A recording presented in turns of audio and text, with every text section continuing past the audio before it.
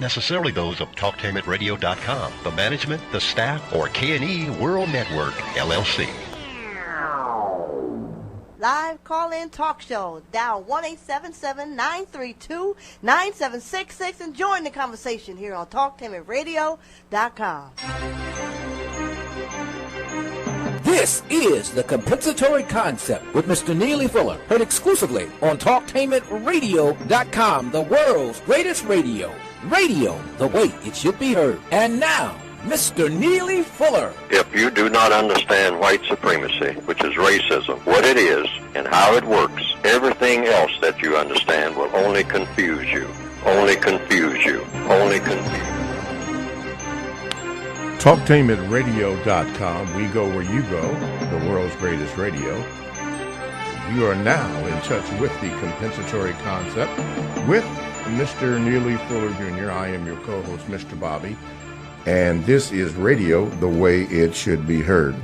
Call-in line is now open at 877-932-9766.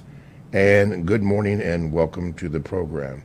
Today's program is going to focus on white supremacy as a topic. One of our Gmailers wrote in and addressed that to me to ask Mr. Fuller that. So we will delve into that. 1-877-932-9766 is one of the numbers that you can call to get in contact with the show. You can also reach the show by Gmail, the numero 7, Mr. Bobby at gmail.com. Let's see here. You can also do this. You can listen live by going to Talktainment Radio, then hit the .com and then hit the listen live button, and there you can like and subscribe. You can also go to the YouTube channel, type in the word Talktainment, then scroll down to radio, and then hit the type in Talktainment number 2, and then you're there. You can hit the like and subscribe button there. Replay of the show, facebook.com/Talktainment, and you can do it there. Yes, we will be doing the donation. I'm sorry. Oh, podcast. Yeah, the podcast of that. Okay, I'm sorry about that. Thank you. They're telling me in the background that. Okay. By the way, this program is live. It's not rehearsed or anything. It's just the way it is. So that means it's going to have some mistakes in it. Okay. And sometimes they talk to me while I'm broadcasting, so that's why you might hear that stuff. Okay. Let's see here. Don't forget, the program in the second hour is going to be for the donations. But we will also mention it even in this hour. But we need the donations because we get a lot of long-distance phone calls from people all over. And since nobody is donating that has to be paid for. So that's why we stress that in putting the whole thing together for the second hour. The first hour is on Talktainment Radio, so don't worry about that. Mr. Fuller and myself are not compensated for any of the donations that you send in, and they are 100% tax deductible. Okay. Oh, with that is what I must do. I think that's all out of the way. Okay. Let me introduce Mr. Fuller to some, present to others, Mr. Neely Fuller Jr. And as usual, we say good morning, Mr. Fuller. Good morning. And this day, how are you? I'm still learning. Okay. People really like to hear that, by the way.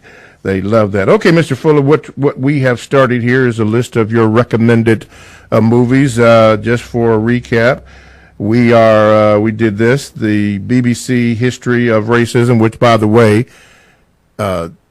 still getting a lot of inquiries about that. People are really interested and want to watch that. Let's see, I, Claudius, number 2, Gone with the Wind, number 3, Shane, Ombre, High Noon, Bound for Glory, The Grapes of Wrath, Sounder. You have mentioned the Shawshank Redemption, Casablanca, and The Godfather 1 and 2, although they did make 3. So now you've had a week to go over 3 more. So what would be your 3 offerings for this week? Well, I'll just look at my list here. Okay. What was that last one that I gave? The last one you gave was Sounder. Sounder? Yeah, that's okay. What, yeah. Mm-hmm. Well, did I mention one called The Grapes of Wrath? Yes, you okay. mentioned that. All right. And then it was Sounder. Okay. And then there's another one. I try to list them in a sort of a time sequence, but also topic sequence. Okay. And so it's one called Wild River.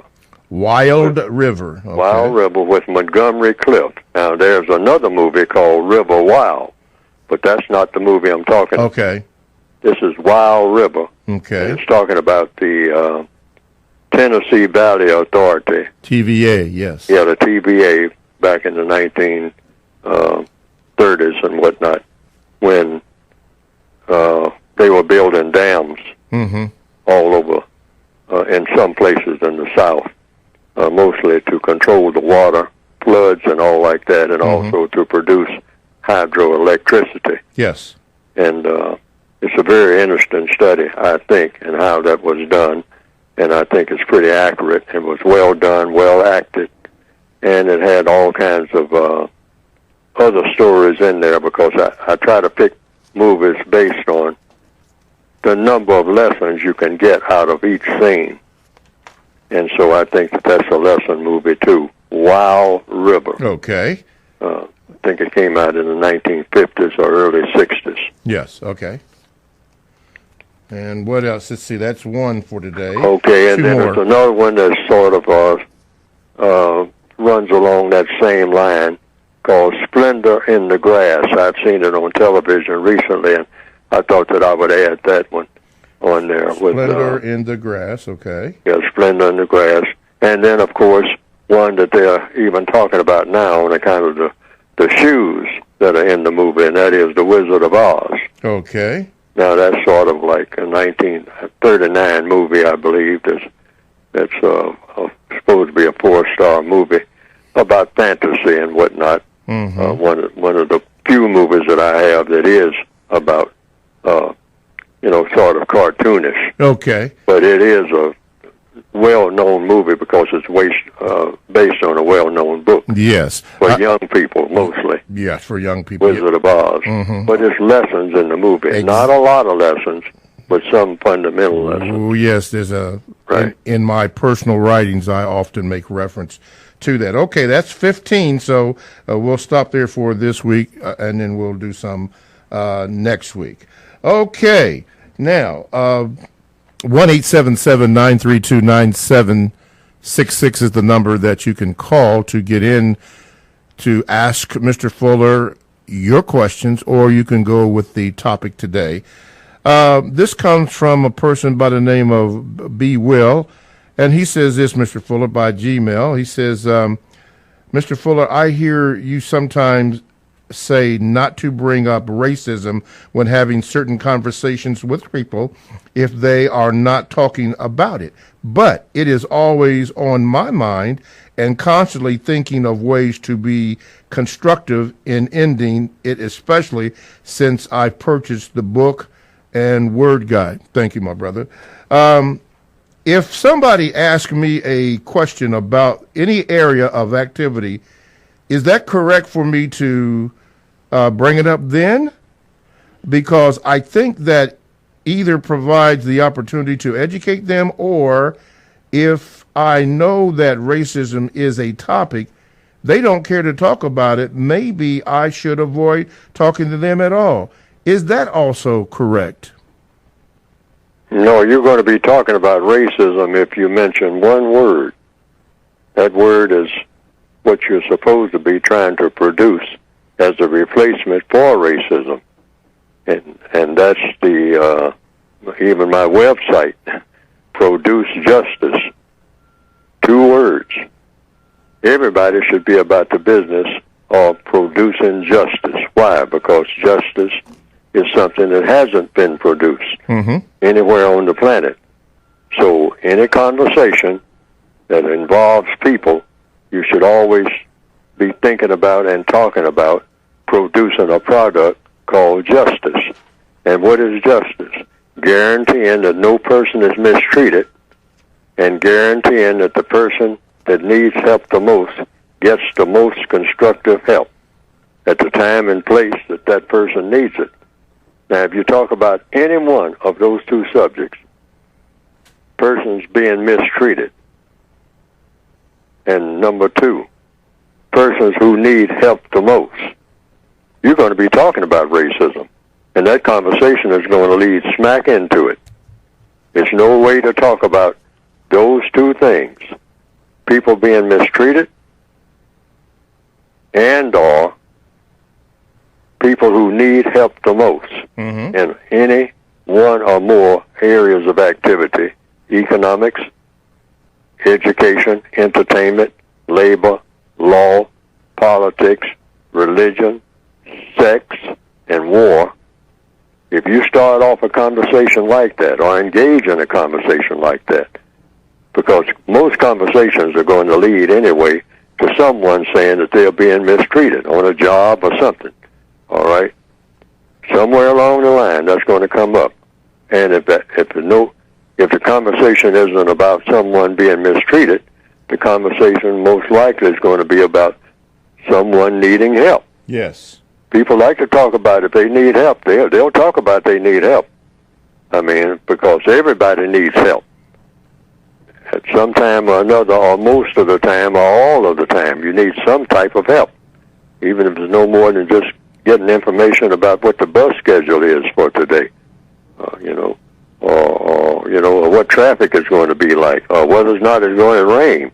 You need help. All right? That's why it's all about question marks. Yes, sir. Okay? So you just start off. I mean, or you take part in a conversation based on those two things. Keep those things in mind. This is what you bring up, because all your conversations are supposed to be about something constructive anyway. Otherwise, you shouldn't be saying anything. No one should be saying anything if it's not constructive conversation, according to compensatory logic. See, so a constructive conversation is going to always be about guaranteeing that nobody's mistreated, ultimately, and guaranteeing that the person that needs help the most gets the most constructive help. And you will find that if all you have to do is just start off talking about producing justice and guaranteeing that no one is mistreated and guaranteeing that the person that needs help the most gets the most constructive help. Yes, sir. And that is automatically going to lead somewhere along the line. Might take a little while. It's going to lead into somebody making a remark about race. Then that's when you plunge in all the way. Okay. But you don't bring it up, because people have a tendency to say, I'm not thinking about no race and racism and whatnot. I mean, what are you talking to me about that for? Are you trying to sell something or something? People are becoming, they become nervous if you start off that. Yes. So it's a scientific way of doing everything. So you just talk about non-justice. And there's no way to talk about non-justice on this planet on a grand scale without talking about race. Okay. All righty. Well, B. Will, I hope that gave you a sufficient answer to what you asked Mr. Fuller. 1-877-932-9766 is the number that you can call to get in contact with Mr. Fuller to ask your questions on topic or a topic of your choosing. Okay, let's do this. This is from Sipwe, if I said it properly. He wanted to know this, Mr. Fuller. He says, first of all, Mr. Fuller, thank you for your efforts in providing information to those of us who are interested in this particular subject, which is white supremacy. I would greatly appreciate if you would, Mr. Fuller, offer a suggestion to the query I have. Since you suggest that we call people by the names that they want to be called, what is the correct response to a male person wanting to be referred to as a female and vice versa, requiring that pronouns like she or her be used while referring to that person? If the suggestion is to proceed as the male/female person requests, Will this not contribute to the confusion of non-white people and thus further hinder counter-racist efforts? P.S. Please offer a suggestion how to respond when a person requires that they be called by a profane name, such as Mother. Sincerely yours, Sipway. Well, you can ask them if they're going to use that term. You will say, well, so that I don't offend other people who might be hearing me say that to you. Then I mean, if you're talking to the person directly and they say that's what they want to be called, the MF word you say. That's what All right. If nobody else is around, then that's what you will call them. You always call people by the name and title that they want to be called. Okay. Always, right? Always. Okay. Without exception. If you're going to have communications with them at all. Otherwise, you're not having So if the person requires you or wants you to call them, let's say BMF, then that's what you do. Are you paying attention to who may be around as you address this person? Yes, you have to. And then you will say, well, can I give you your initials, just like you just said? Okay, you MF. ask a question then. Yeah, MF. You ask the question of them. Say, will you permit me to call you MF rather than you spell out the word? Because I may alarm people who are standing around listening. Okay. All right? And I really don't want to use that term. And you can tell the person that. I really don't want to use that term because that's, that's against the code. That's not codified language to address people. But if that's your name, if that's your title, I have to call you by your name and title. I get your name and title from you. I don't get it from somebody else. I have to get it from you. That comes under courtesy. But if that's the word or the name that they want you to refer them as, and you said that you should call a person by the name that they want, isn't that a little confusing? Yes, it is. But at the same time, you ask for permission. Okay, I got it. Call them. Or you just avoid calling them by any name at all if you don't want to use the term. Okay. Okay. And ask for permission to do that. Okay. Say, when I address you, can I just start having a conversation, and just say Mr. or Mrs. or something like that, and do not spell out your name at all or your title, because the term MF, that's a title. Okay. And the B word, that's a title, and so you just ask for permission. Okay. See, if you're going to have communications with a person, white or non-white, male or female, whomever, even young people and whatnot, have a conversation. Don't talk down to anybody or up to anybody. Talk straight across. And the way to do that, equal communication. That's what you want. You want quality, equal conversation with everyone. Otherwise, you're going to have a conversation breakdown, and that's going to turn into something you definitely want to avoid with anybody. And that is what? An argument. An argument. Okay, that sounds reasonable. All right, before I take this break here, let me go to the phone lines. Caller, you are now on with Mr. Fuller, and you can be heard. What is your question? Good morning, Mr. Bobby and Mr. Fuller. Can I be heard? Yes, sir, I can hear you. Okay. I like to use VGQ and share two thoughts. However, Mr. Fuller, if you would care to respond or give commentary, I would certainly welcome it. Mr. Fuller, you often say that racism and white supremacy are one and the same, and I disagree with that. Yes, only white people can practice racism, and all races are white people. However, I define white supremacy as the sum total practical knowledge and information that white people have about the universe. And I define racism as white people using this knowledge and information to dominate non-white people. A critical mass of non-white people in the area of the world called China have proven this. They have control of themselves in every area of activity except for war. They have accomplished this by gaining enough knowledge and information to make sure they are not dominated by the white supremacists in the first 8 areas of activity. And I think black people should follow suit and either duplicate or improve upon what the non-white people of so-called China did. I agree with your view that there are only 3 political classifications of people, which is white, non-white, and white supremacists. I also think that there are 3 genetic classifications of people. Black, meaning people who are genetically dominant over all people of the planet. Non-black, non-white, meaning colors in between. Red, brown, beige, tan, yellow, and white who are genetically recessive. I agree with Dr. Wilson's view that white people are fearful of white genetic annihilation, and I also think not only white people, but all non-black people have this fear. So that would give reason to believe that they would not share the common goal of producing justice with black people.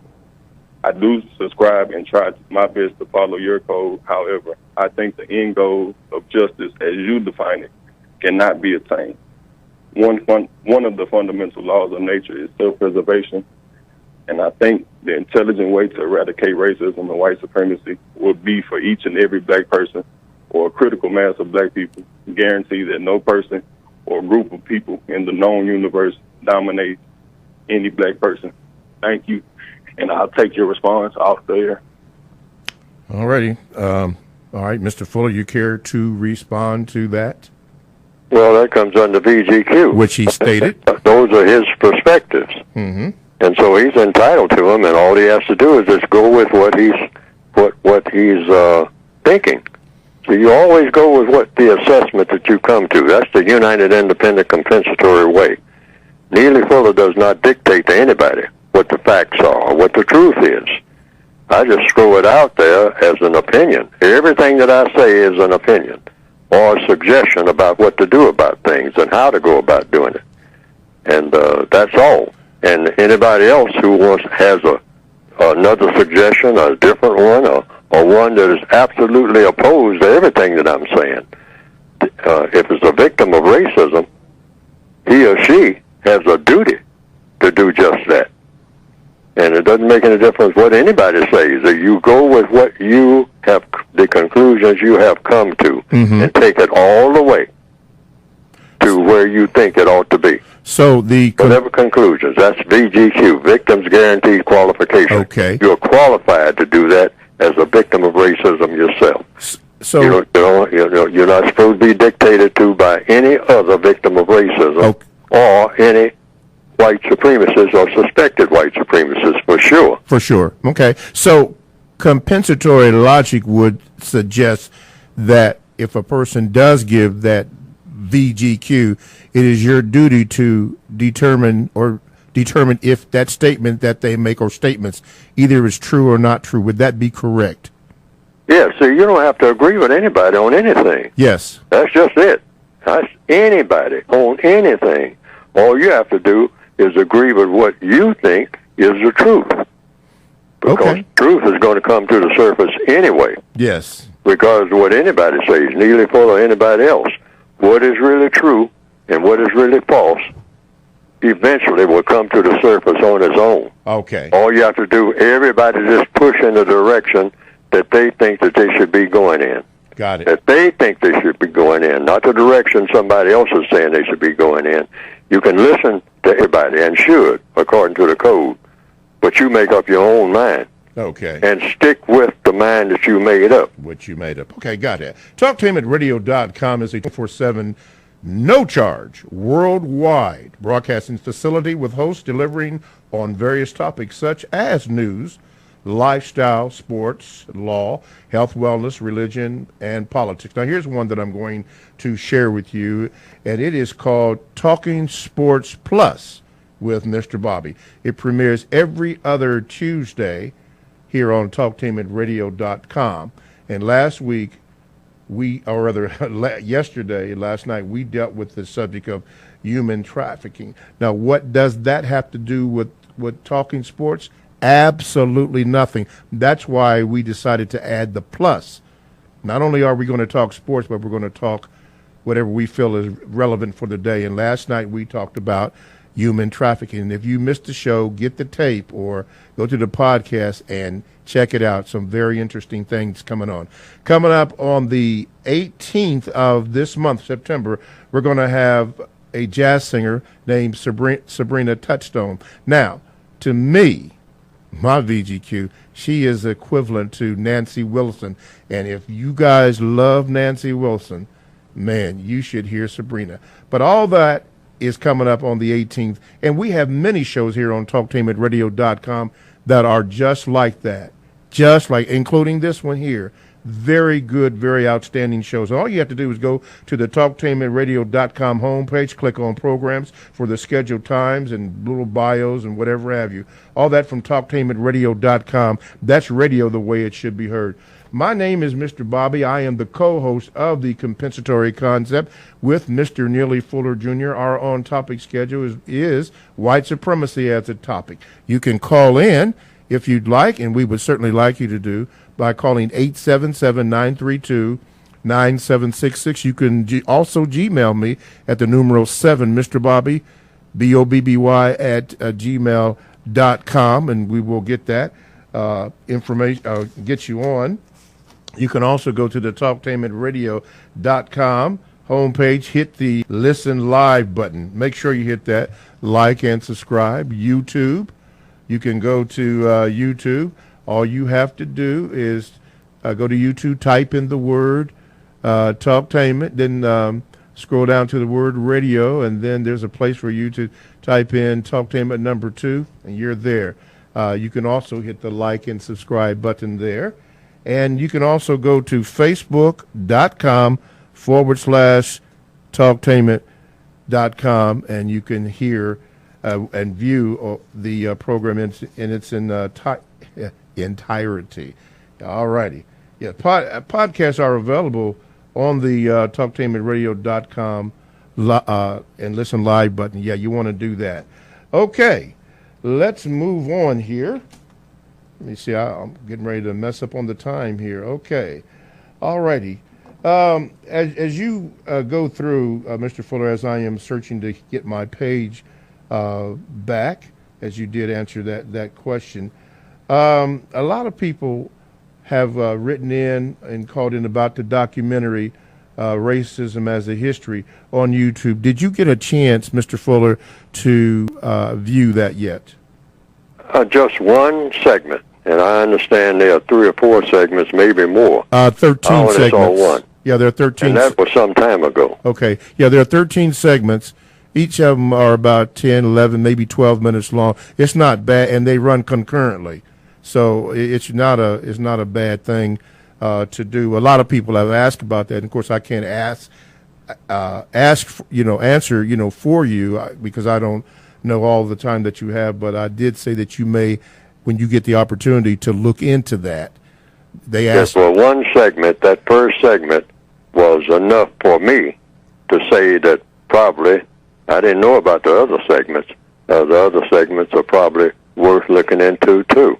But here again, I say anything that you look at going on in the world, period, including on a TV screen or in a movie or a documentary and whatnot, look at it and pick out the things that make the most sense to you.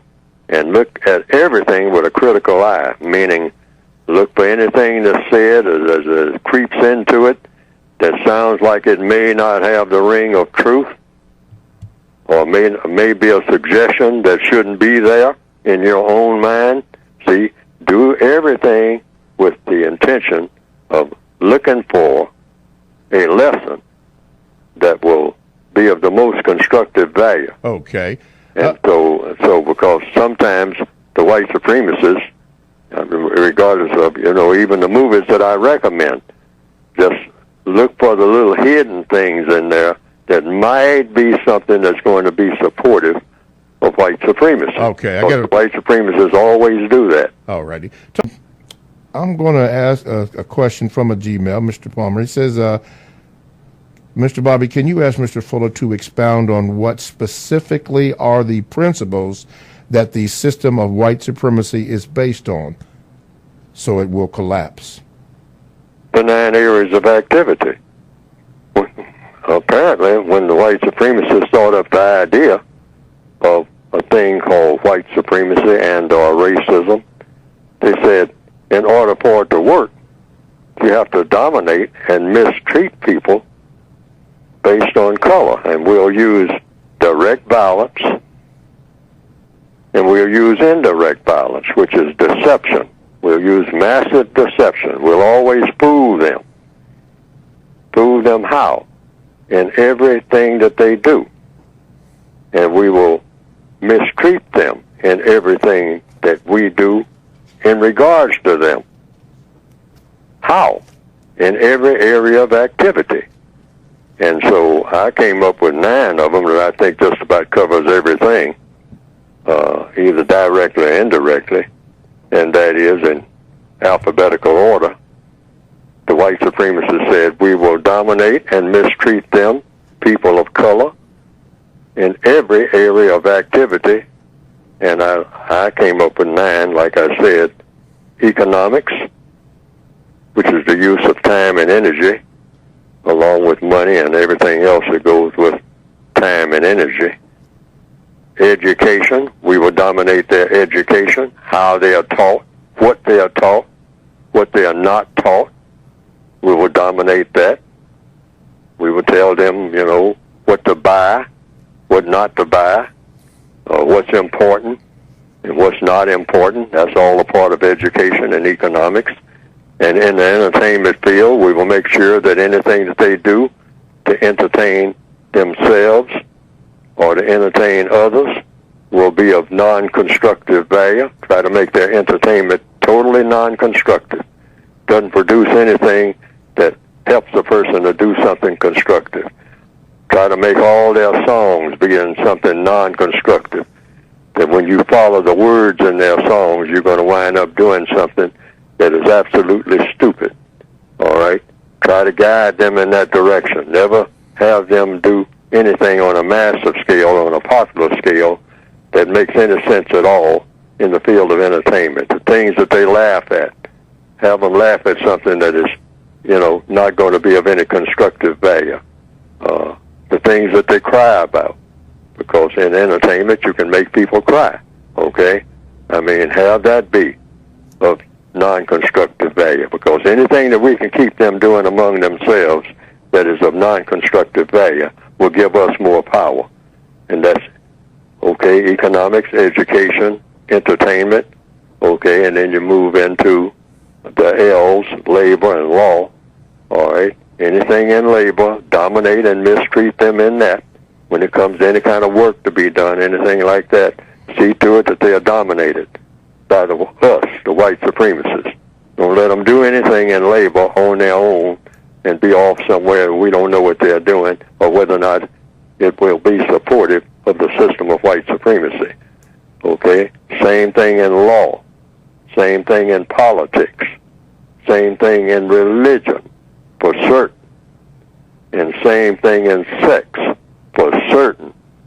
And of course, under war, the 9th area, and counter-war, any kind of fighting and whatnot will always wind up benefiting us as white supremacists. Mm-hmm. Okay. Don't let them engage in any type of fight that either directly or indirectly is going to make them stronger. Okay. Make them wiser and all like that. Okay. Always do something that's going to be very non-constructive for them when it comes to fighting anybody. Okay.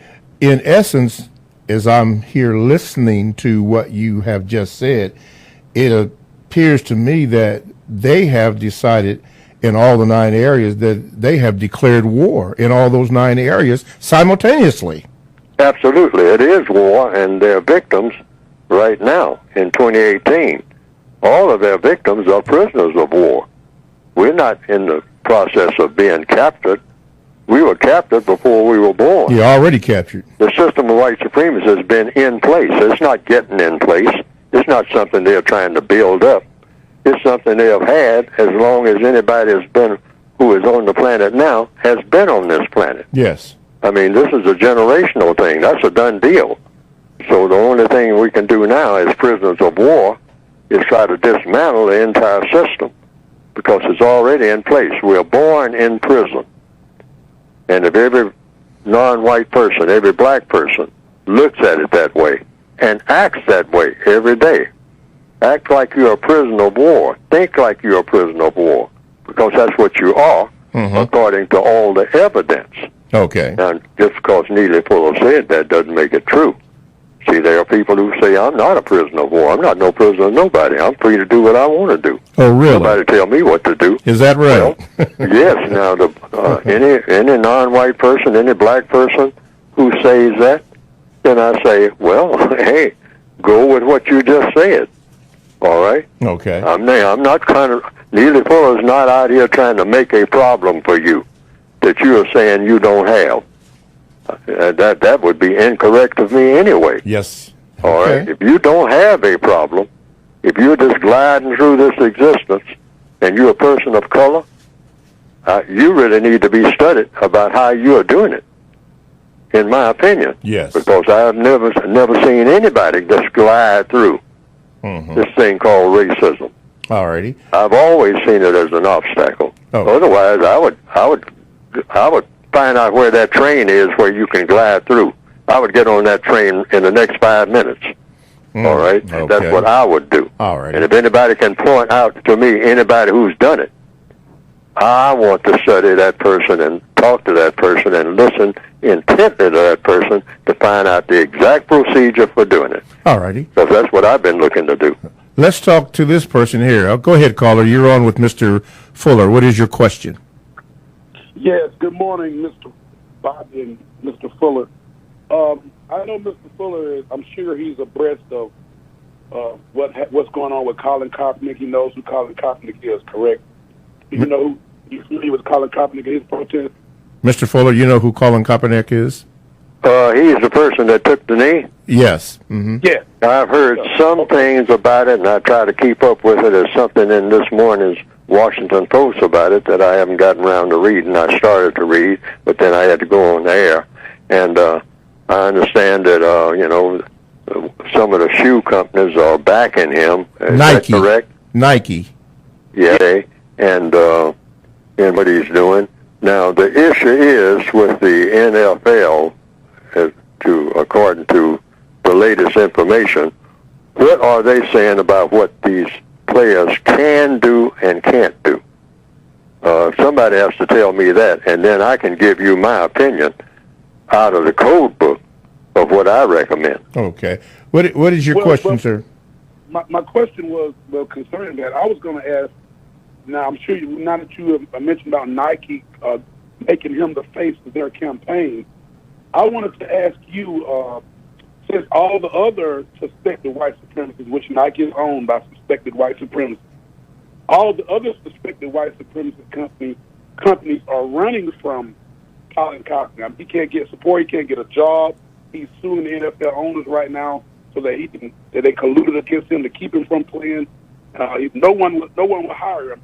So is Nike giving him this, making him the face of their campaign? Is that an example of the white supremacists playing all sides of every argument? It could be. It could be because the white supremacists do that. See, the white supremacists only look at one thing. At the beginning, at the end of each day, is white supremacy the only government worthy of that name government on planet Earth. They don't care about all the different things. I mean, who's telling lies, who's telling the truth. I mean, they'll look at that in detail when it looks like they're in trouble. But as long as at the beginning of each day and the end of each day, the system of white supremacy is the most powerful government in the history of the world, they don't care about how that happens, as long as it happens. So they'll take any side of any argument. They'll say anything. They'll do anything. They will agree with people. They'll disagree with people. They'll just go whichever way will give them the most power. That's something you have to understand. They don't have any rules outside of that. I mean, just whatever gives me the most power, I'll do it. I'll do it in a heartbeat, all right? And anything that looks like it's going to weaken my power, I'm not doing it. That's the white supremacists. So it could be, in answer to your question, and it could be that they're taking both sides of the argument, but they're going to make sure that at the end of the day, they have command of all sides of anything that has to do with black people. You don't let black people do nothing that they don't have command over. All right, one way or another. Doesn't make any difference. They can make 2 twists and turns, or they can make 10,000. They don't care, just as long as what the results are. They are very result-oriented people. That's why they are the most successful enterprise among people, political and religious, ever thought up in the minds of the people of the planet. Well, it has had some results. There are white supremacists that are on social media now burning their Nike apparel, as well as I've noticed most of the non-white people, such as myself, most of us have given have relaxed on have forgot all about what Colin Kaepernick was kneeling for at first, and just have turned it into something that we become more accepting of the practice. We forgot all about that he was kneeling for injustices and young men getting killed, and we're just pleased that Nike has given him this money now.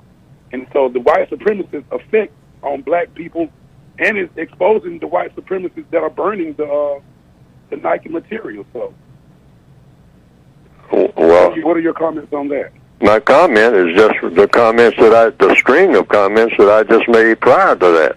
I said the white supremacists, if any white supremacists have anything to do with this at all, and you can assume that they do, because white supremacists have everything to do with everything that black people do, all right? So anything that involves black people, the white supremacists are white supremacists. So I can't name who they are, and I'm forbidden to do that because I can't prove it, and never would attempt to, being a prisoner of war of the white supremacists. Who am I going to prove it by? I have to prove it by another white supremacist, okay? Now, I don't have a guarantee of that. So, therefore, I can't name people or even a name brand of a shoe and say that, these people who are orchestrating this are indeed white supremacists. I can't say that because I can't prove it. There's nobody to prove that by except another white supremacist. That's what white supremacy means, okay? So I would just say that, like the book tells me to do, the code that I've written, to the extent that a white supremacist has anything to do with it, it is to make the system of white supremacy stronger. That's an absolute. Okay. Because they don't do anything that's not going to give them greater strength, period. Okay. By the way, there were 2 other companies that were before Nike that tried to contract with Kaepernick so that he would be the face of their company. I think Adidas was one. I'm not sure of the other company, but they look at it as he was going to be the face of their product. So this was a business strategy. TalkTainmentRadio.com. We go where you go. Download the TalkTainmentRadio.com app to your cell or to your tablet. That's radio the way it should be heard. My name is Mr. Bobby. I am the co-host on the compensatory concept with Mr. Neely Fuller. If you have a question, you may call at 1-877-932-9766, or you could Gmail me at the numero 7, Mr. Bobby, B-O-B-B-Y, @gmail.com. But at this particular time, we set aside it for Mr. Fuller to discuss the latest information on his books. Mr. Fuller, go ahead, please. Yes, you can get the book by going to producejustice.com. That's produce, like you're producing something or trying to produce something, Produce, producejustice.com. And what will come up on the screen is a brief description of the revised, expanded edition of the original textbook, which is also at that website, because some people are asking for it, going back to the 1984 edition. That's not actually the very original, but it's the original in that form in 1984 edition. Some people have asked for that, so that's on there too. I recommend getting the revised expanded edition, but some people, for some strange reason, wanted the original edition too, even though the revised expanded edition covers just about everything that's in the 1984 edition. But that's up to the reader. And but the compensatory counter-racist code is in big letters in the center of the book. When you go to that website, you'll see that's the revised expanded edition, a compensatory counter-racist code. That's the center title of the book. It's under the United Independent Compensatory Code System concept. But go to producejustice.com and you can get the basic book. You can get an addition to the basic book, the revised expanded edition called a Compensatory Counter-Racist Codified Word Guide. It has words in it similar to a dictionary, but it's not a dictionary. It says something about how to use words, how not to use words, and more than anything, questions to ask when other people use certain words. Because a lot of what the racists do, they do it through language, the way that they talk, the way that they write. It influences people greatly. Okay. Go to producejustice.com. All righty. Let's do this. Let's go to the phone lines. Caller, you are now on with Mr. Fuller. Go ahead with your question, please. Hello? Hello, sir? Yes, go ahead with your question. Yeah, it's Mr. Myrto from the so-called French Guiana country concept. I have a comment concerning the Colin Kaepernick with Nike. Mm-hmm. Mr. Fuller has written something that people should understand. Actually, it is written in all the books of Mr. Fuller, which is as long as racism exists, anything said or done by people that is not intended to help eliminate racism and help to produce justice is a waste of time and energy.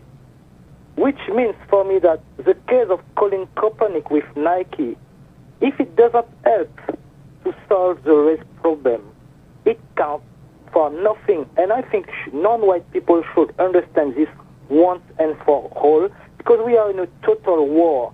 And whatever which will be done by any people on the planet which will not help to eliminate racism will count for nothing. This is what I wanted to say. Okay.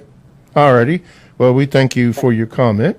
Mr. Fuller, you care to comment on the gentleman from the foreign country, I think French Guiana, about that? Basically, that it's not accomplishing anything if.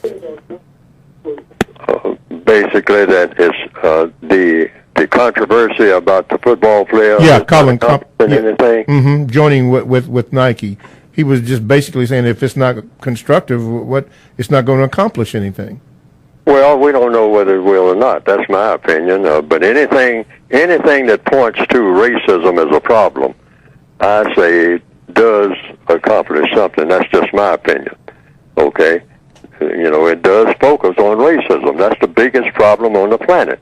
Anytime people take their eyes off of that problem and put their eyes on other problems that deal with people, those other problems are not going to be solved. Okay. That's the whole compensatory counter-racist concept. Okay. You can't solve any major problem between people in labor, in law, in religion, in education, in economics. You're not going to solve not one problem among people on this planet called Earth without solving a race problem. You're going to always have a problem in any area of activity, including all the religions. Okay. All the sexual arguments that people have. You can't get to that without going through racism. Okay. If racism isn't on your agenda for problem solving, and it has to do with the people of this planet, that problem is not going to get solved.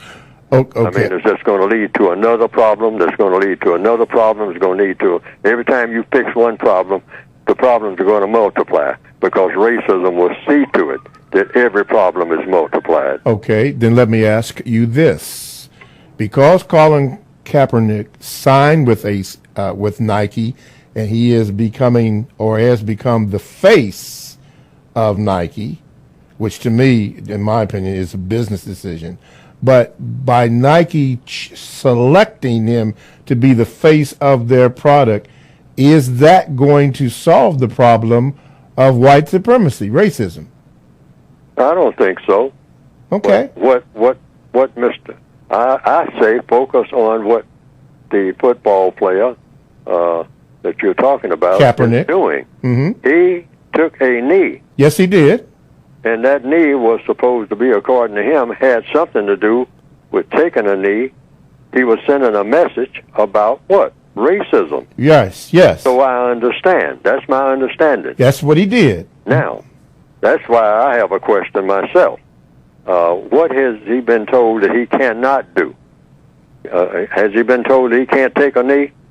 Well, they're punishing people for taking a knee via what the president of this United States had indicated or shifted the conversation from mistreatment to disrespecting the flag and the anthem, and that itself did not have nothing to do with Kaepernick taking a knee. He was speaking about the mistreatment of black people, going in jail, lifting hands and getting shot and everything. And it was suggested to him by a white football player that he not sit on the bench, but actually take a knee. And then it really broke out.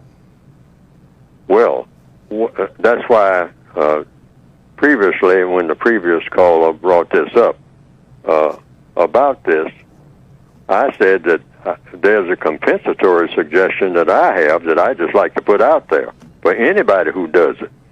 But the main thing I want to find out is what he has been told he can't do. Because if you are told that you can't do something and then you go ahead and do it, that might make a problem there. So you don't want to amplify the problem according to compensatory logic. You want to solve a problem, but you want to solve it without making a bigger problem. Well, not only did they tell him that, but they told any player that does that, the NFL colluded, the owners colluded, that there would be penalties involved for the personnel, the players, if they did that, take a knee.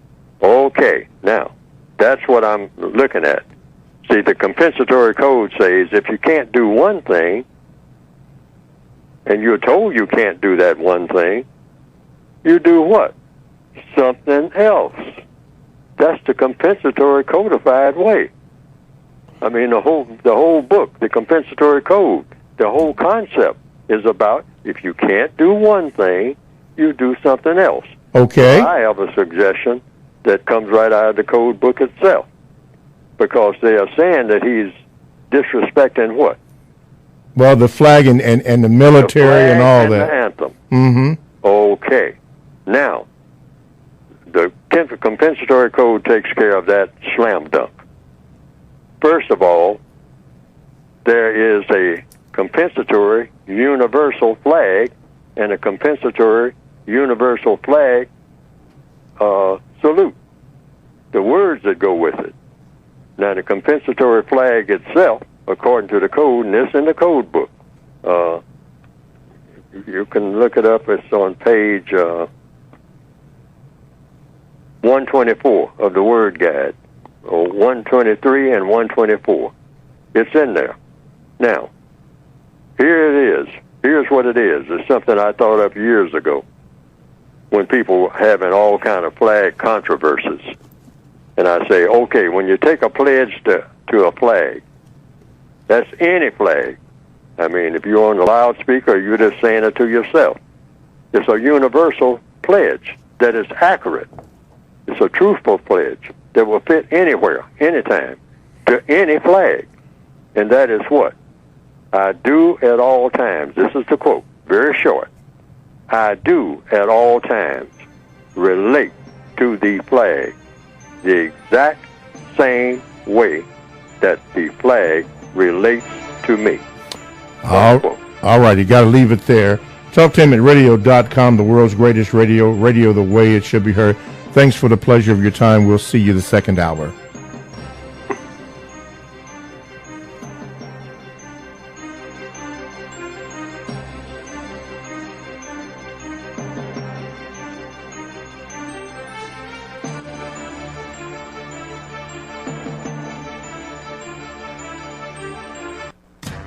Talktainment Radio Worldwide Sound. Talktainmentradio.com. We give you a reason to come. The world's greatest radio. We give you a reason to stay. Radio, the way it should be heard. You got the power. The views and opinions expressed are those of the host and guest and not necessarily those of TalkTainmentRadio.com, the management, the staff, or K&E World Network, LLC. Live call-in talk show. Dial 1-877-932-9766 and join the conversation here on TalkTainmentRadio.com. This is The Compensatory Concept with Mr. Neely Fuller, heard exclusively on TalkTainmentRadio.com, the world's greatest radio. Radio, the way it should be heard. And now, Mr. Neely Fuller. If you do not understand white supremacy, which is racism, what it is and how it works, everything else that you understand will only confuse you. Only confuse you. Only confuse you. Welcome to the second hour of The Compensatory Concept with Mr. Neely Fuller Jr., heard exclusively on TalkTainmentRadio.com. We go where you go, the world's greatest radio. You are, again, in touch with The Compensatory Concept. I am your co-host, Mr. Bobby, and this is Radio the Way It Should Be Heard.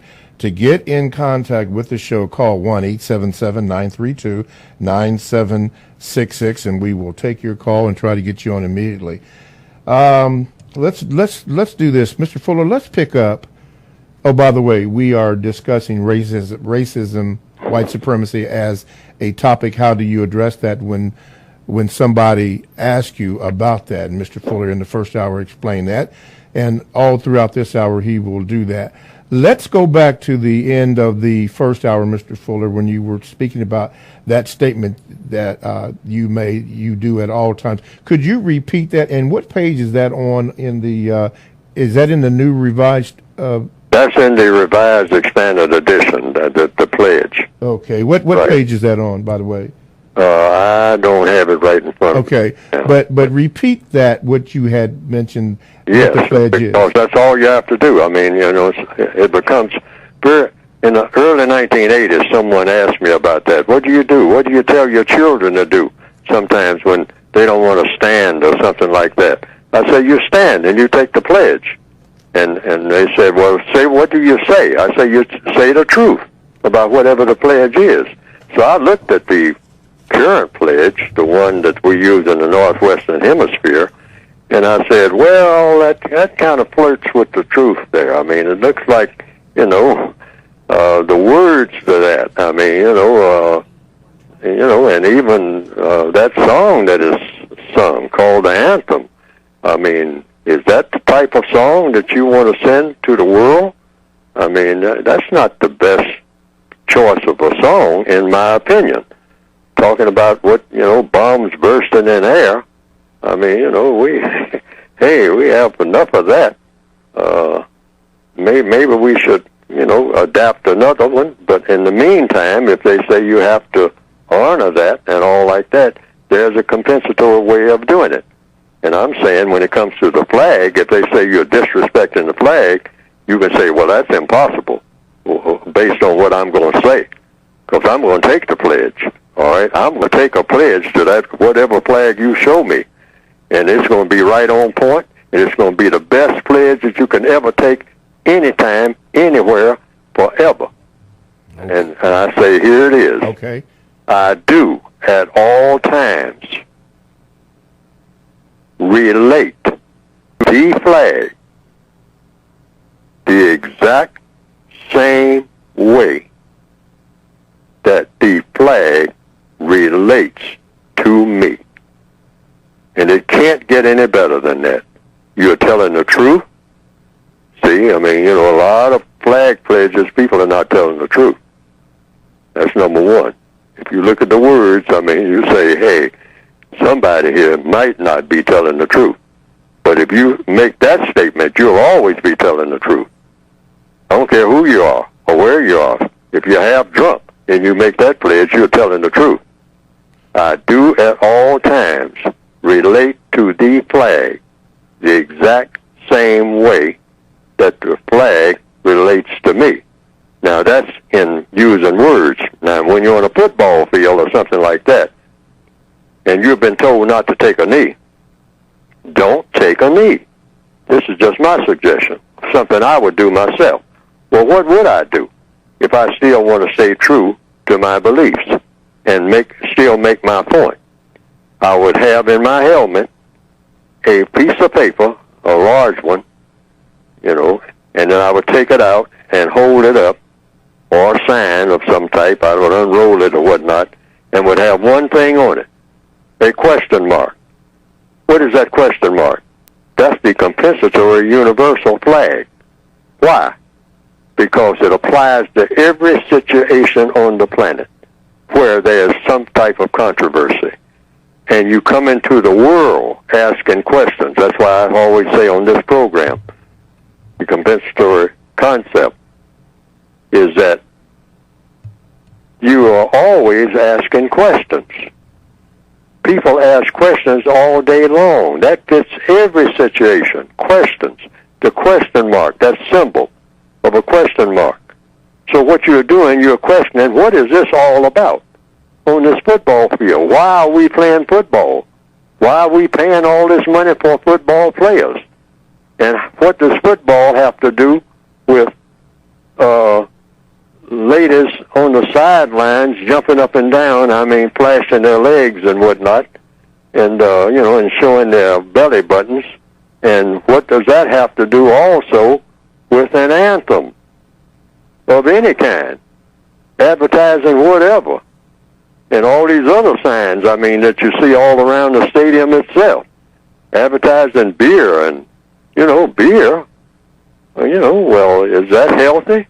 That might not be healthy even for a football player. Yes. He might need to be drinking something else if he's going to get up some strength, because that beer is not going to give him no strength. Okay, with that being said, Mr. Fuller, this is where one of the problems come in at, or an intersection where the problems come in at. Number one, Tim Tebow, a former NFL football player out of the University of Florida, took a knee on the football field in protest against abortion, and nobody said anything. Back in the early 50s or 40s, there were a few Major League Baseball teams that took a knee in protest of black ball players entering Major League Baseball, and nothing was said.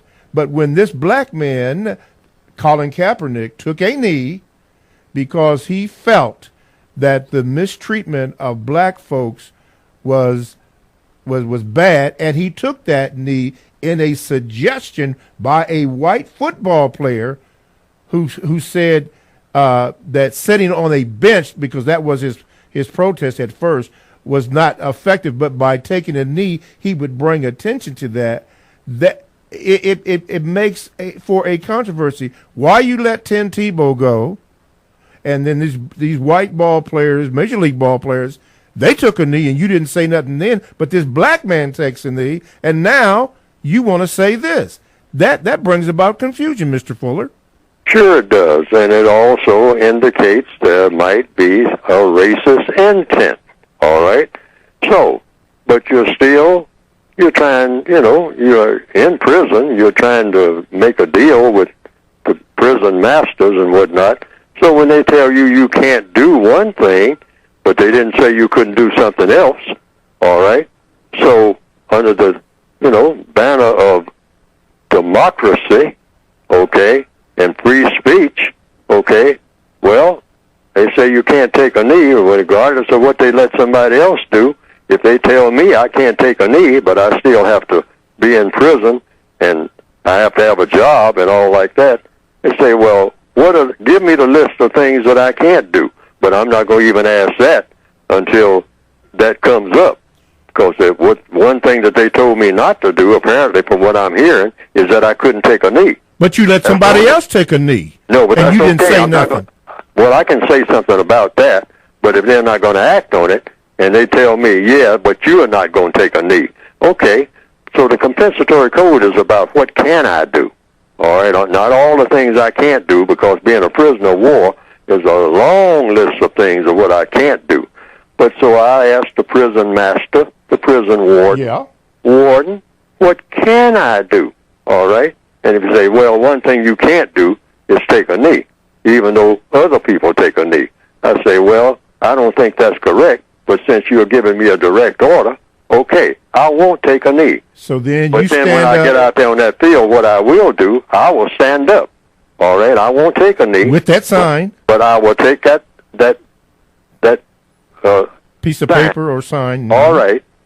You know, and big enough for everybody to see, and for when they can put the camera on it and whatnot, with a question mark.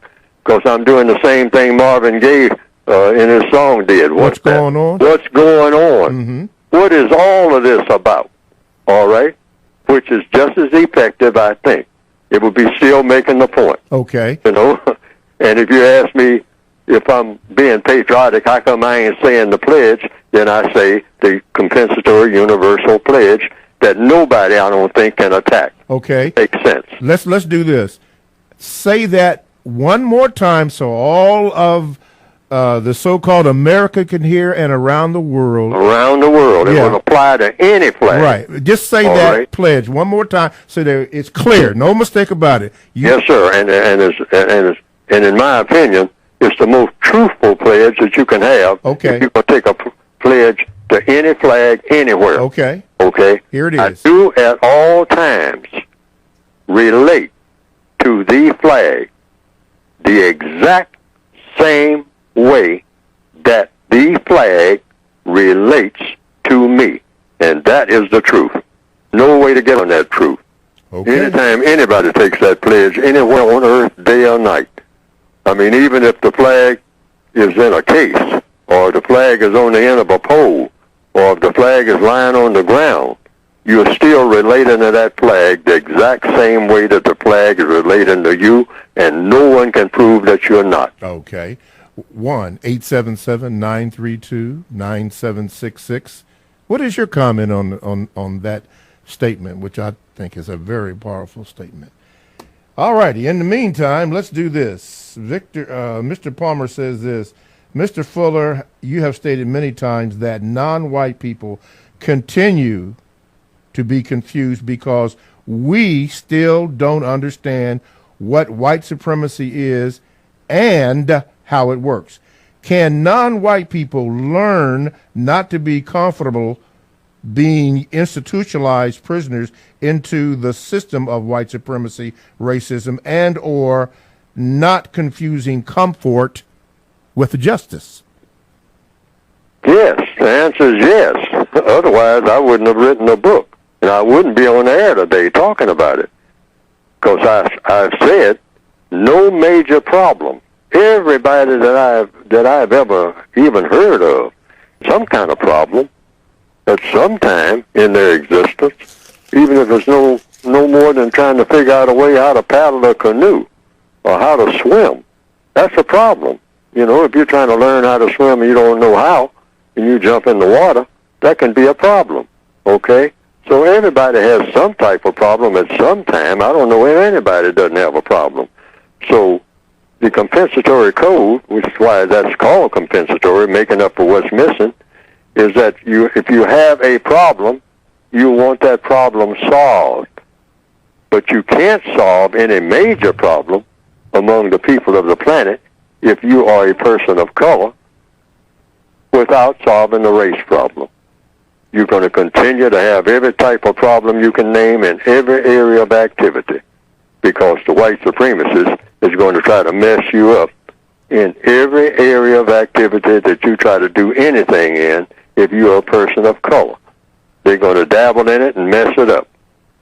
And this is why we have a race problem. Otherwise, that would not be the biggest problem on earth.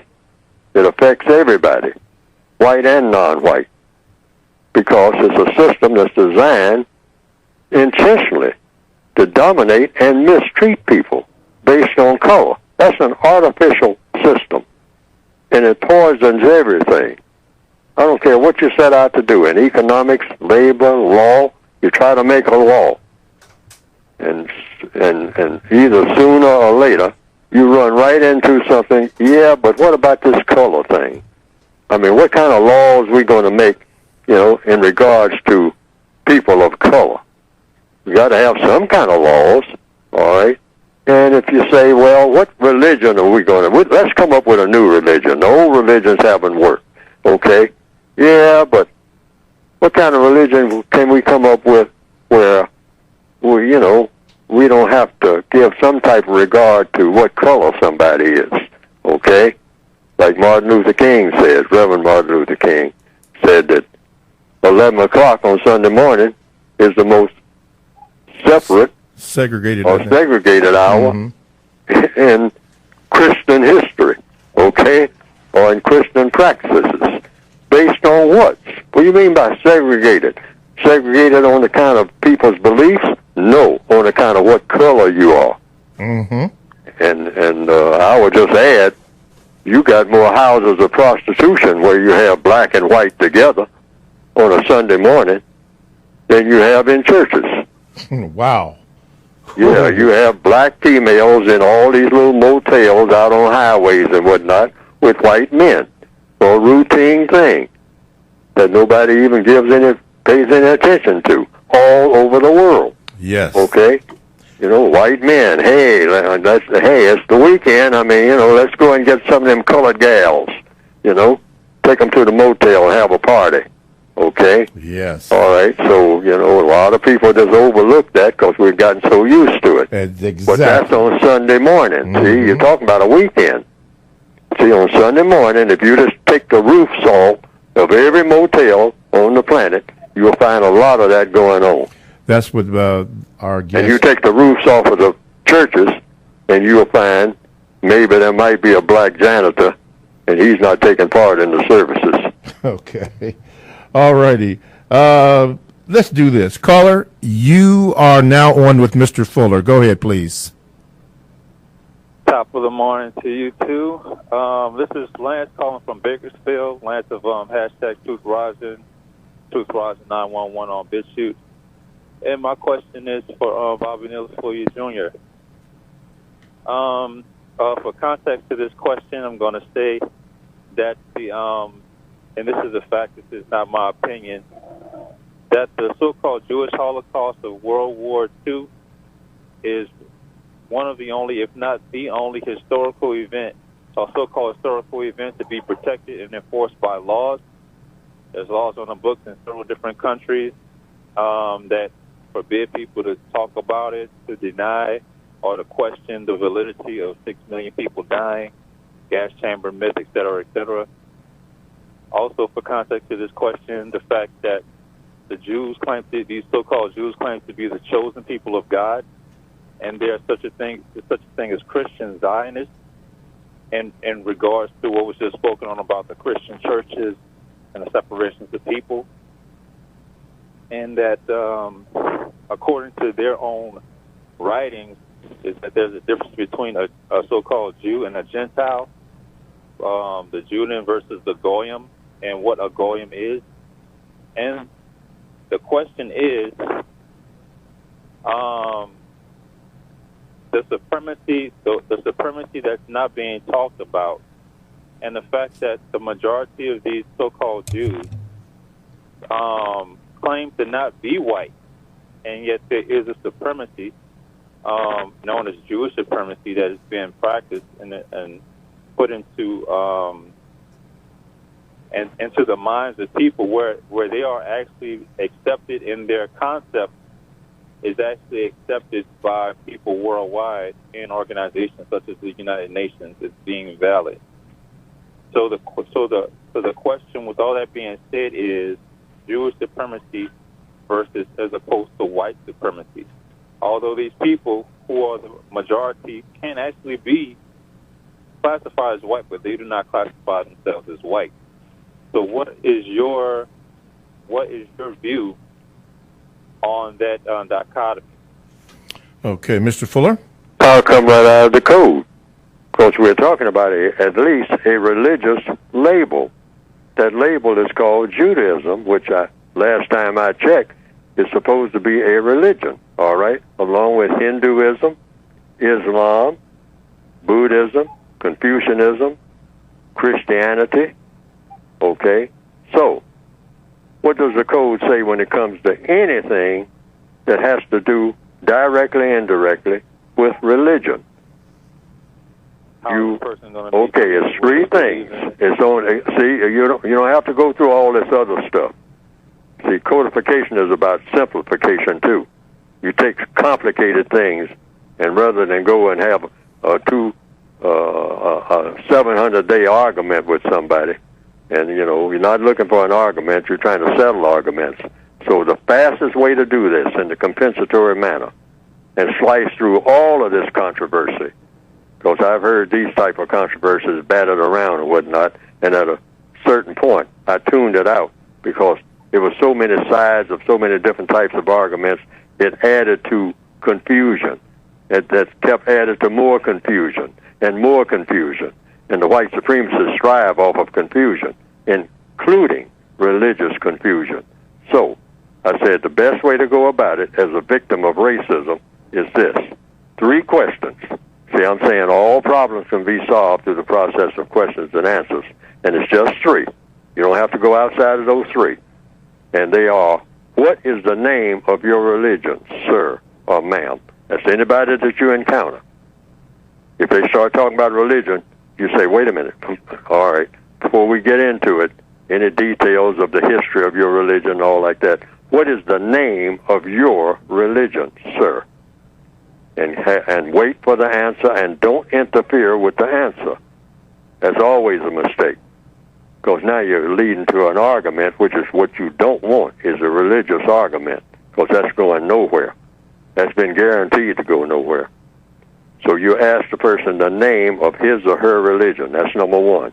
Number 2, what does your religion require you to do, sir or ma'am, in all areas of activity?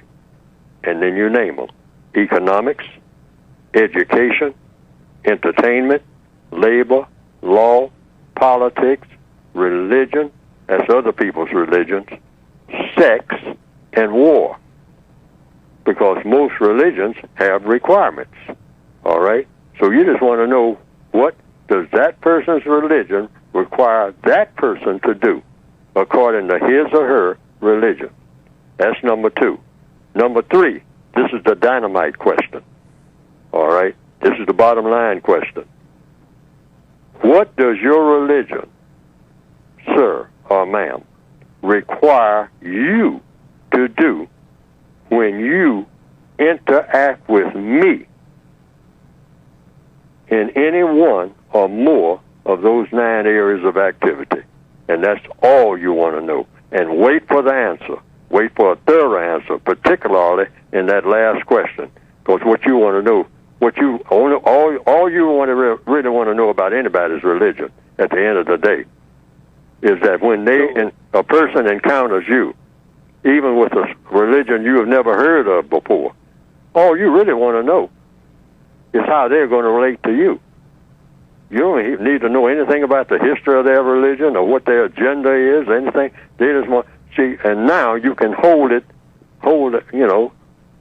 you can hold up. You will find the truth real quick based on what they told you.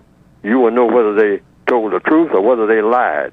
And if they lied about any part of those answers, all right, now, if the person appears to be a white person, you say that's a suspected white supremacist running a game on me. As simple as that. I mean, you are definitely on my watch list. I mean, I asked you to tell me what your religion required you to do when you encountered me. And then I caught you doing something else other than what you told me. All right? One time, that's all it takes. You did something other than what you told me. And one of the main things is, did you lie to me about anything that you said? Because if you lied to me, all bets are off anyway. Because according to the compensatory counter-racist code, that's the one thing that a white person cannot do to a black person anywhere without being put on the racist suspect list forever. until racism itself no longer exists. Okay. Once you get on that "you told me a lie" list, you are a racist suspect until racism no longer exists. All righty. That's an absolute. Okay. See, codification is about having absolutes. That way you don't get confused. Mm-hmm. All right. Thank you for your call, then, very much. Okay. Mm-hmm. TalkTimeRadio.com is a 24/7, no-charge, worldwide broadcasting facility with hosts delivering on various topics such as news, lifestyle, sports, law, health, wellness, religion, politics. And here's one that I'm going to share with you. And it is called All in the Family with S. Yolanda Robinson. Now, what is that show is about? Why don't you tune in and find out, and even ask her what does that S stand for. All you have to do is go to TalkTameRadio.com, click on programs for scheduled times. That's from TalkTameRadio.com. That's radio the way it should be heard. My name is Mr. Bobby, and I am the co-host on the Compensatory Concept with Mr. Neely Fuller Jr. On today's topic has been how white supremacy as a topic. If someone asks you about that, how do you answer them? And Mr. Fuller has been explaining that along with your questions that you have, and he's been answering them. And let's see here. Let's go to this question here. Why are white supremacists at war with themselves, non-white people, and the creator of the universe? Because the white supremacists, according to, evidence, believe in war. They worship war. They like war. Most of the people's statues you see around our city and whatnot is not of some doctor or lawyer or a person that, does something constructive. Most prominent people in a history book in the system of white supremacy are people who tore up things, destroyed things. I mean, went great distances to conquer people. They brag about people being conquered. You can turn on television, and everybody's got a gun in their hand. I mean, hey, kill something, kill somebody somewhere, all the time. I mean, hey, this is sport. This is recreation, we call it. This is fun. Video games, what? About things being torn up, cars turning over, buildings burning, bombs dropping. So when you have people teaching people that, white and non-white, they get a straight dose of this non-stop all the time and make it look like it's fun, well, the result is people make it fun. White and non-white people, in a system that's designed to make killing fun. War games, they call it. Games. Just like playing cards. Killing somebody is like playing cards in the mind of a white supremacist. They glorify death, and they cause their victims to glorify it. That's why you got so many black people out here slaughtering each other about nothing. Okay? Least little thing. I'll go home and get my gun. Or I'll shoot you right now. MF. I mean, somewhere, some black person is doing that right now. I mean, a whole lot of black somebodies are doing that right this minute as I speak. Okay? The white supremacists spread this right from grade 1. You go to the elementary school, they tell you about people like Napoleon, Julius Caesar, Caesar Augustus. Yes. Just go down the list. Okay, got to leave it there. And a very powerful statement was made before we go to the phone lines at the beginning of the second hour. And Mr. Fuller, I want to make sure that I got this correctly. You said, I do at all times relate to the flag the exact same way that the flag relates to me. Is that accurate? Yes, sir. And I'm saying that's a flag pledge that anybody, anywhere, can use anytime and around any type of flag. If somebody tells you, take a pledge to this flag, you take that pledge, and you'll be right on point. That's the best possible pledge that you can make. I came up with that idea in 1984 when somebody asked me about it. I mean, there was a flag controversy then, back in 1984, if I recall correctly.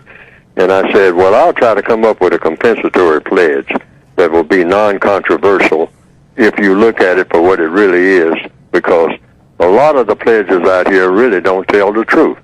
When you're making the pledge, you're not really telling the truth. I'm not saying which ones, but if you look at the words, you'll say, is this true?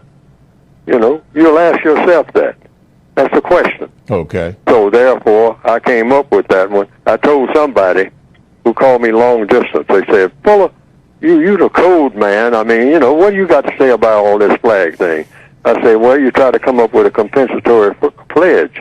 I mean, that accurately reflects what's really going on. I mean, and no half-stepping. The best possible one that you can possibly come up with. That's what compensatory logic is supposed to be about, doing the best possible thing that can be done. I told someone then that it would probably take me, 2 or 3 weeks. It took me about 4 years. Okay? I was writing and tearing up paper and writing and tearing up paper, and finally I came up with just that simple one. It was real simple and right to the point. And I think that, I think that until someone comes up with a better one, I can't think of a better one. Okay. And I'd like to say this. Someone said at that time that, yeah, Fuller, but how does the flag relate to you? How are you going to answer that question?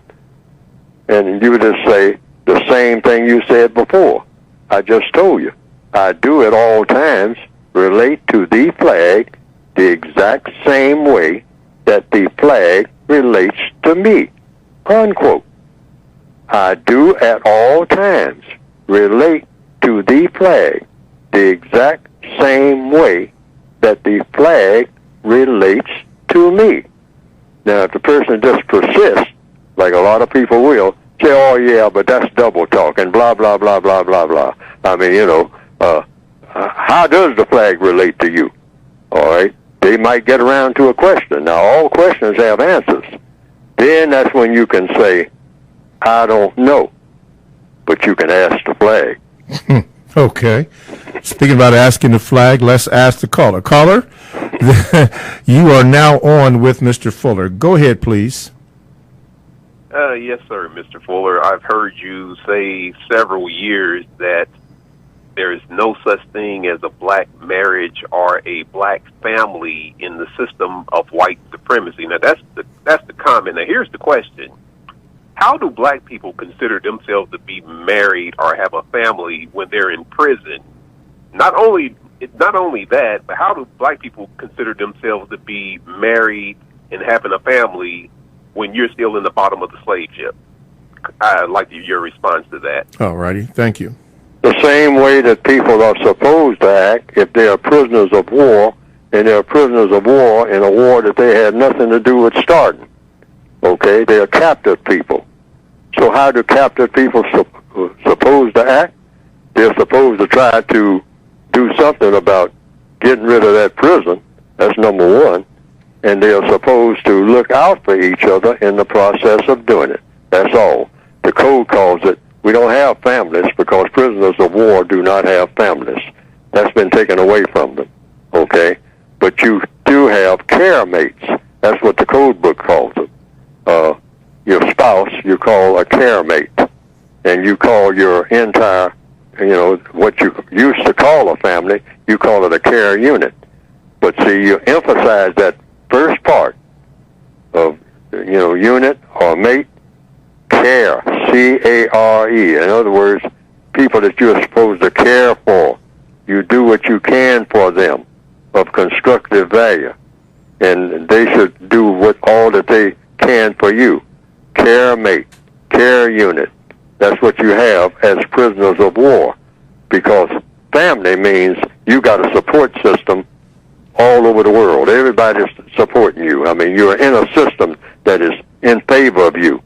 But if you're a person of color and you're on planet Earth in 2018, you got a system in place that is not in your favor. It is anti-color. On account of your color, you have been made a prisoner of war. War has been made against you because of your color. Because the white supremacist says you have the incorrect color to be treated like a human being. You could be treated like a human being, but you're not a human being if you have color in your skin. You are a thing. You are an animal. You are something else other than a real person.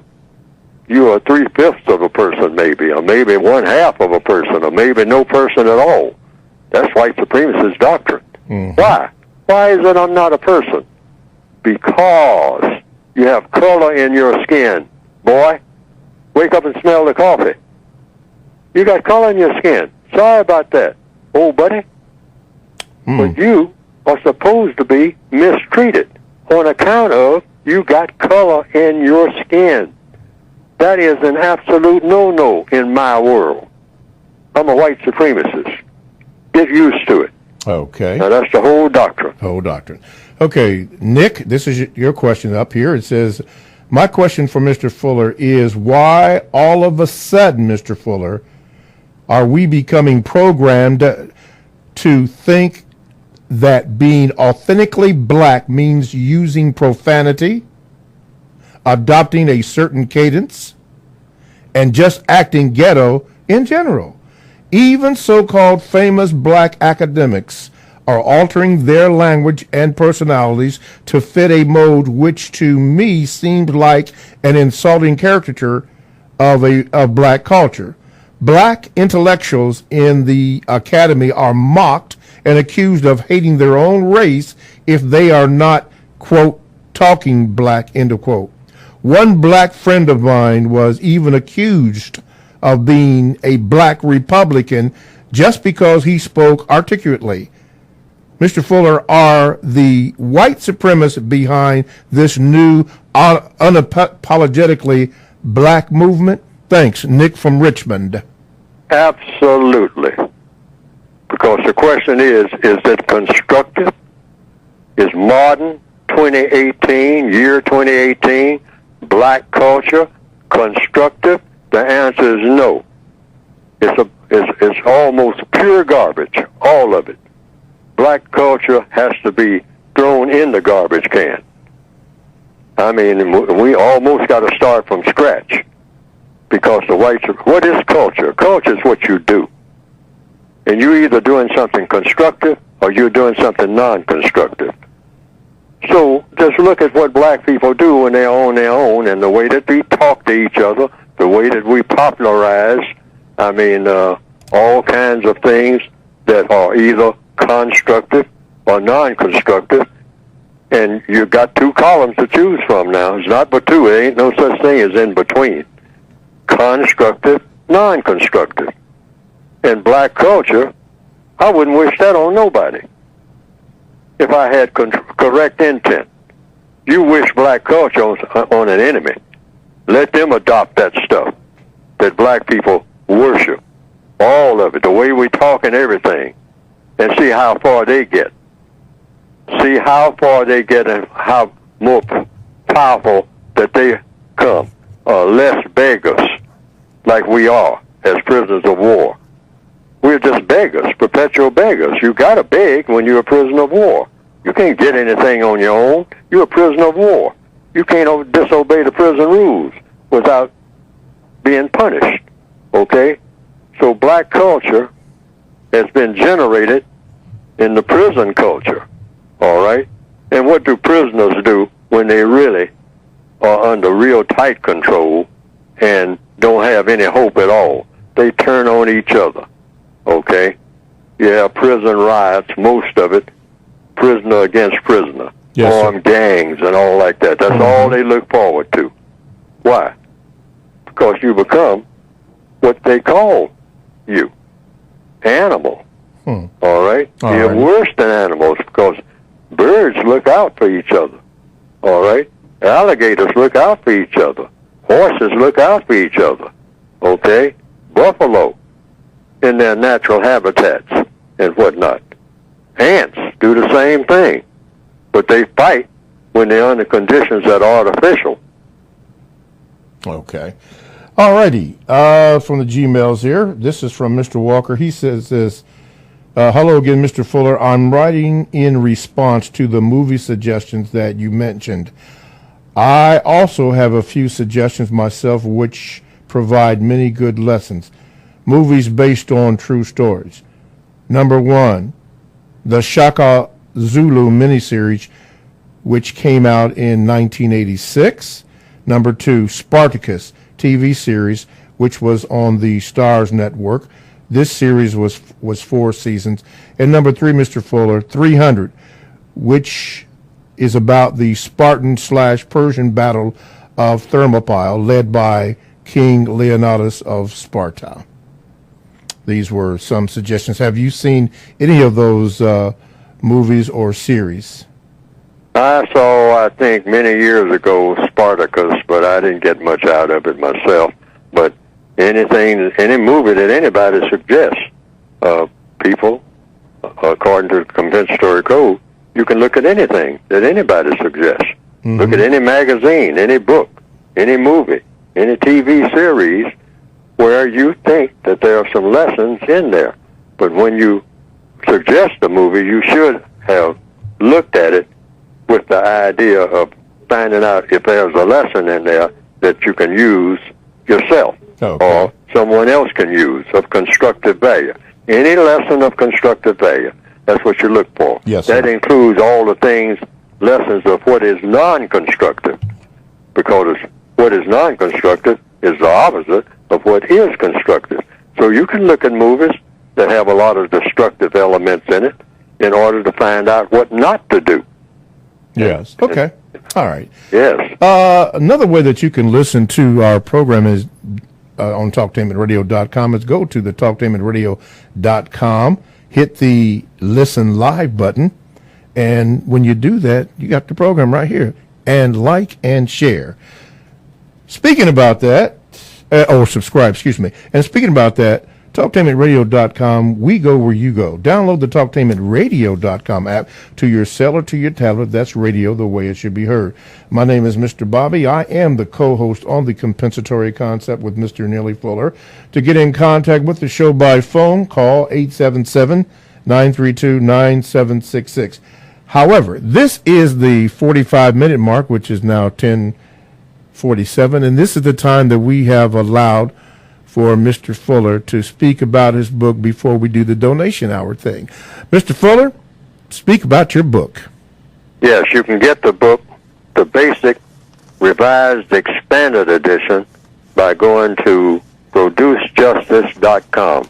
Also, there's the compensatory codified word guide, counter-racist codified word guide. That's in addition to the basic book. I would have liked to have had both of these volumes in one book, because I have a standard codified slogan, one problem, one book. The race problem is one problem. So anybody who's writing a book should try to put everything in that one book that pertains to what they think will help to solve here in 2018, and that's what I've tried to do. Not just what the problem is, but what an individual person can do to help solve the race problem, help to eliminate the system of white supremacy and replace it with the system of justice. Also, someone requested that the original basic textbook, which is now the revised expanded edition that came out in 1984, that it be republished. Some people have requested that for some strange reasons which I can't understand, but since they understand it, it's practically covered in the revised expanded edition. Everything that's in the original edition has been repeated in the revised expanded edition.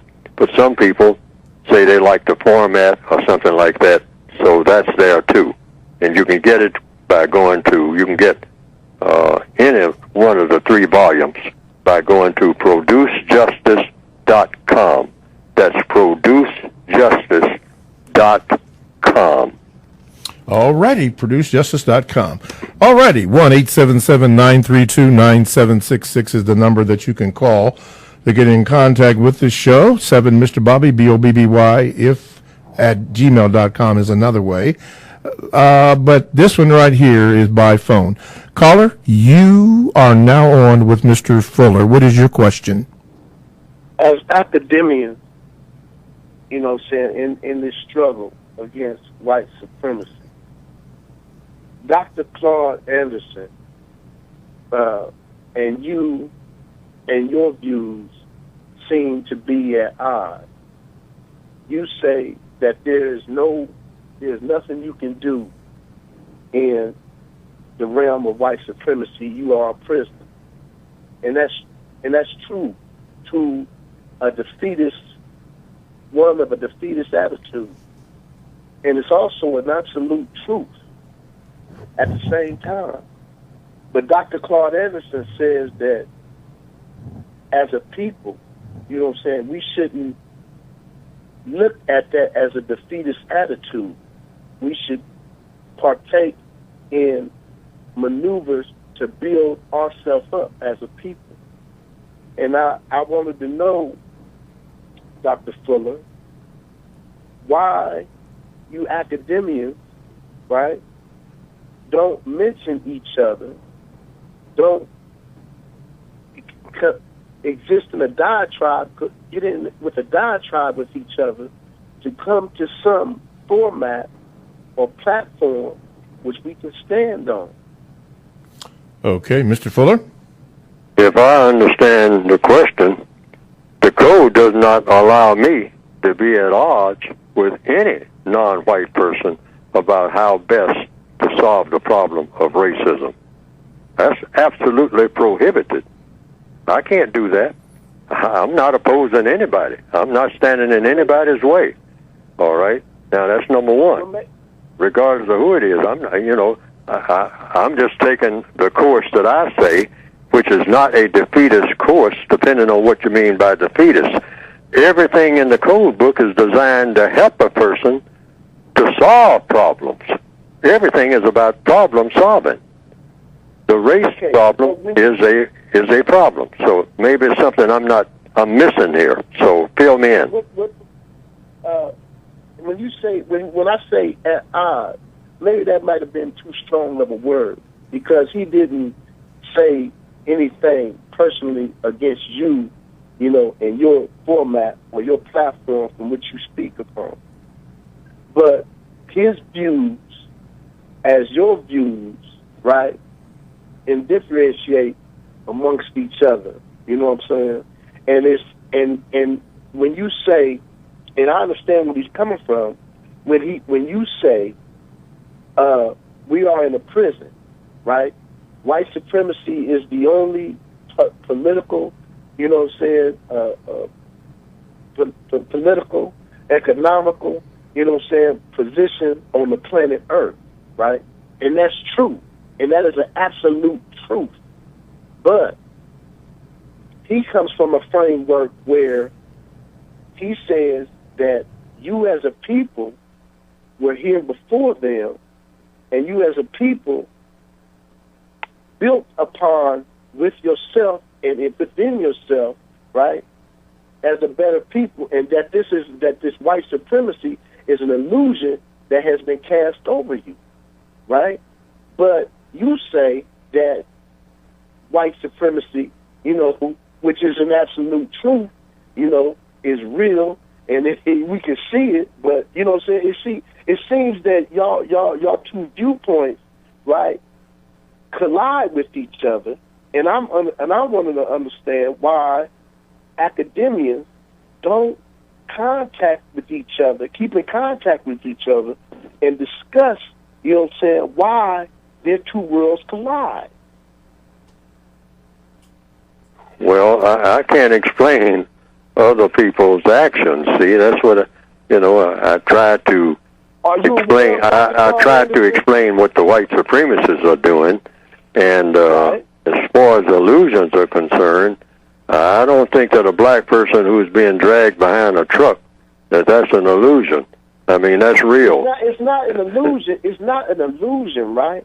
It's not an illusion. Nothing I'm saying is against what you are teaching. It is an absolute truth, right? But then on the other side of that truth, right, it is a viewpoint that says, hey, you can pull yourself up from the bootstraps, if you will, right, and overcome this, okay? And I'm just saying, y'all two viewpoints, I don't want to use the word collide, intermingle with each other, right? But don't give us an avenue or venue for, taking back over or putting ourselves on top. Well, maybe I don't understand the question, but I have written a book directed to the individual person, which I think I have a concept. The concept could be incorrect. I want to say that. But I believe that if you have a code that solves the problem of each and every individual person, you will be automatically solving the problem of every individual person. I just tailored something to the individual. I'm not against problem solving. In fact, the book is written to do nothing but that. It's not saying the problem can't be solved. Someone said to me some years ago, Fuller, the race problem can't be solved. Nothing can be done. It can't be solved. And I said, and then the person that told me that said, it can be discussed, but it can't be solved. And then I said, you believe that? Then let me say this. Then I said, if it can't be solved, there's no point in discussing it. That's insane. That's getting to be more insane than we already are. Why discuss a problem as being a problem that can't be solved? I started out with the premise that the problem can be solved, but you got to go about it systematically. And I tried to come up with a system for doing so. Now, other people are supposed to be trying to come up with systems. I'm not opposing anybody. I'm not standing in anybody's way. I say everybody step up to the plate. In fact, everybody who's listening to my program is supposed to be writing code themselves about what? How to solve whatever problem they're looking at each and every day. Everybody on the planet who hears Neely Fuller talking about what we need as a code, Neely Fuller is not the center of the universe. I mean, to solve this problem is going to take everybody's efforts. So everybody should be sitting down every day trying to make an outline, which is nothing but, a code is nothing but an outline or a plan for problem solving. Because every time a non-white person solves any problem, that is a step in the direction of taking away the power of the white supremacists automatically. Well, all right. I appreciate your answer, and I'll call next week with a different way of asking that same question. Thank you so much, Thank my you, brother. sir. All righty. Good flow on the conversation, Mr. Fuller, and just outstanding today's show on how to address white supremacy as a topic. I'm just really proud of you and this statement. I just can't get it out of my mind. I do at all times relate to the flag the exact same way that the flag relates to me. That is a powerful statement. And you made it, and you say you made it back in 1984. 1984, and it is true. It is true of any pledge. Anytime you take that pledge to any flag, I don't care what kind of flag it is. I don't care if the flag is in the shape of a flower, or the flag is on a wall, or the flag is in the middle of a highway and whatnot. You're relating to that flag the exact same way that the flag relates to you. All right. It's impossible not to. All righty. Well, we've come to the close of the show, so let me say this. Thank you, listeners, for the pleasure of your time. Thank you, Mr. Fuller. TalkTameAtRadio.com.